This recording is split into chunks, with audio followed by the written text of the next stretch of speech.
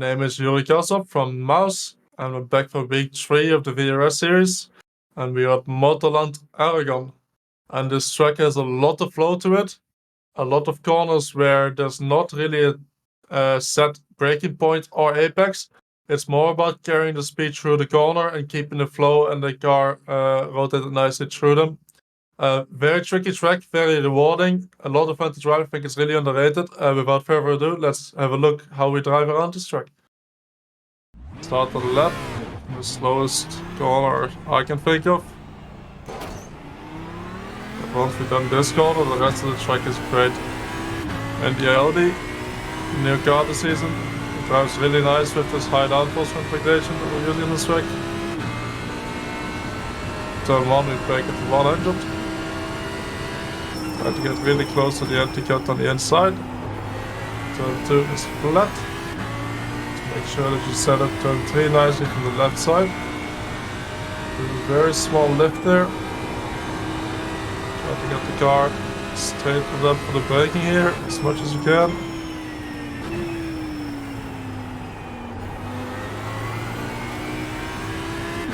Over to the left side, brake just before the second white line there.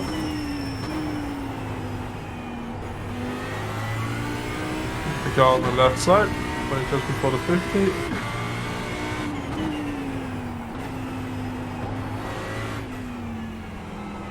Keep the car on the curb until the curb ends here, and then slowly bring the car inside. It should be almost flat. Keep the car right, just before the 100 here.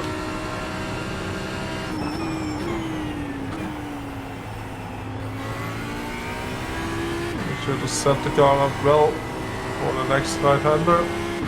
I'll brake just before the entrance slot there. Set the car up for a good backside.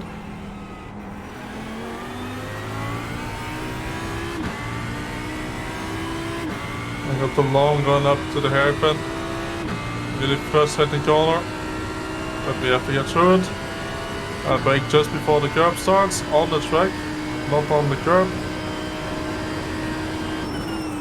And then the last moment, I bring the car on the curb and then try to set it up so that the exit is flat out. And that's a lap around Aragon and the Audi. So the closer look from the outside cam. That was your fastest lap of the session. Right, so let's have a closer look from the outside cam. And as I talked about in the Hotlap, and a lot of these corners on the track, we're going to be using the right side, so the AstroTurf here, and we're going to be making sure that the inside tires are on the curb, which is the track limit. So there's a lot of grip on this green stuff on the outside. So for example, for turn 1, we're going to be making sure that we're braking right side tires on the green stuff to try to extend the corner as much as we can. Sometimes I don't like braking exactly on the curb because it engages ABS a bit more than if you're braking exactly on the white line and on the green AstroTurf. So turn 1, brake at the 100, and then we go all the way to the inside, and we want to be close to these empty cuts on the inside, and they're like these red cones. If you hit those, the car gets very, very upset. So you need to make sure to avoid them. But they're a good reference to try to get close to instead of looking at where the actual white line or the curb is. So as you can see, when we drive close to this, we're all the way inside the white line, but it is legal to do so. So this will be the point that we aim for, without looking as a reference as much on the white lines as you would usually do. So then on the exit, try to make sure that we set up turn 2 a bit.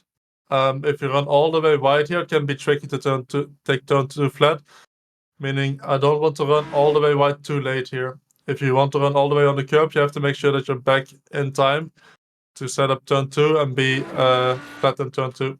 Of course, you can lift a bit in turn 2, sacrifice in turn 2 a bit for going a bit fast in turn 1, but I prefer to sacrifice turn 2 exit a tiny bit to set up the turn 2 and 3 combo.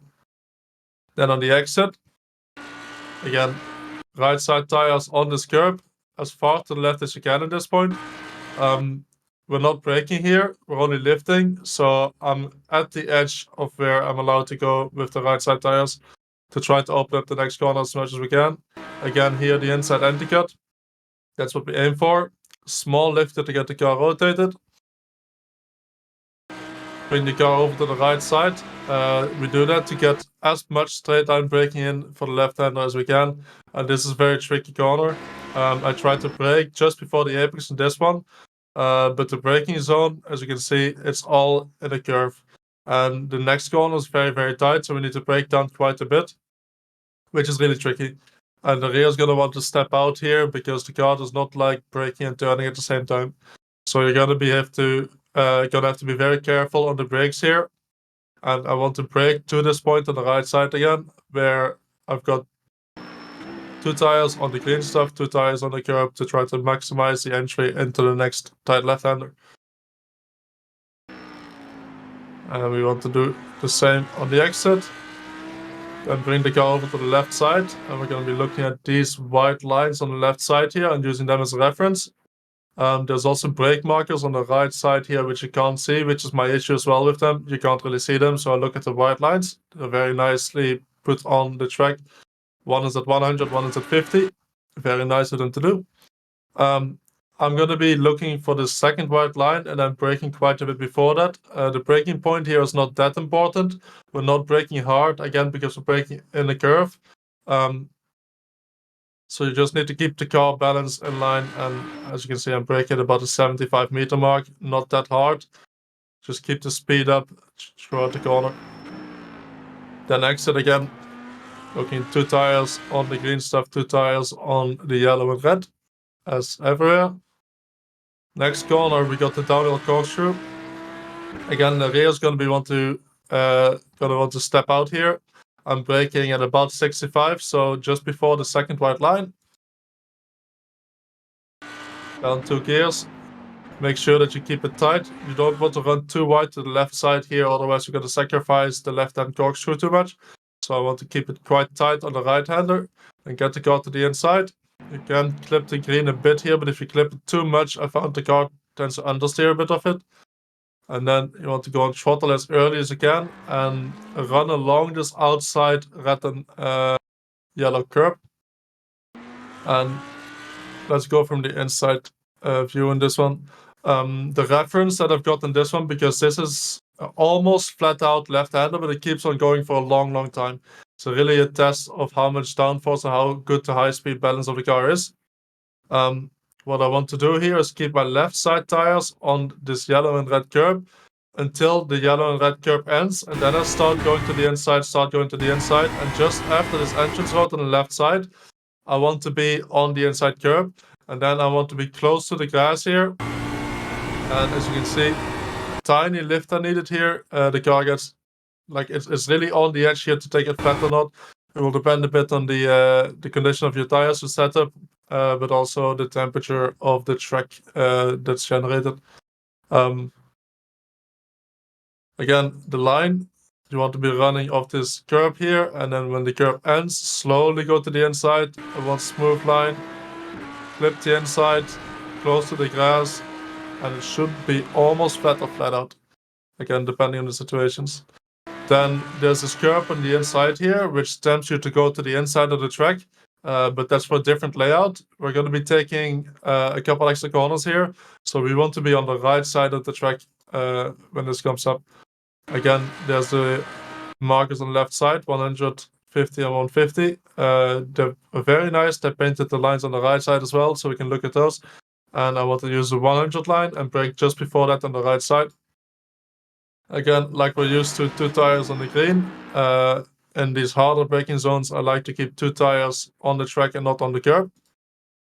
Bring the car over to the left side. The further you go deep here in the first left-hander, the more you'll need to lift in the second right-hander. Not too bad though. And then you want to set it this next couple corners here. Brake just before the different layout goes left here. Down 2 gears. And then make sure that you're not running too wide again, because the most important part about this corner combination is setting up the left-hander for a good exit onto the straight, because it's a very long straight. So I want to be running and make sure that you're entering this left-hander from close to the white line and not running too deep and entering from about here, because that's going to cost you a lot of time onto the next straight. Again, we're going to be looking at this anti-cut on the inside here as reference. We want to be close to that. We kind of ignore where the curb shows us to go. And then on throttle as early as we can. Again, we want to be using as much track as we're allowed to. So left side tires on the yellow and red curb. We got the long back straight. And if we did that corner well, we went on throttle early, we got a good exit, and that speed we're going to be carrying all the way to the hairpin. And then the most annoying corner on the track, I think. The hairpin, it's really, really tight. Need to turn in the wheel a lot. I'm braking just before the curb starts here on the right side. And again, I don't like to brake exactly on this curb, because it's really, really high load braking. And if you're on the curb, the ABS engages a bit quicker. So I try to brake quite a lot on the track still. Brake just before the curb starts. And then later on, I start reducing the brake a bit. And I start turning right to open up the corner. And I'm opening up the corner because it's super, super tight. If it was a bit wider, I would just brake a bit later and keep the car straight. Because it's so tight, I'd rather brake a bit earlier. So I'm able to go off the brakes here and then open up the corner. So I'm braking initially on the track, but then when I'm turning into the corner, my car is like usual with the left side tires on the curb. Just to open up the corner and then try to set the car up. Don't run completely to the right side here, because we want to be running this right-hand kink flat out. And again, we look at this anti-cut here on the inside. And once we've done that, this left-hander is easy flat. And that is the lap around Aragon. Very underrated, really cool track, I think.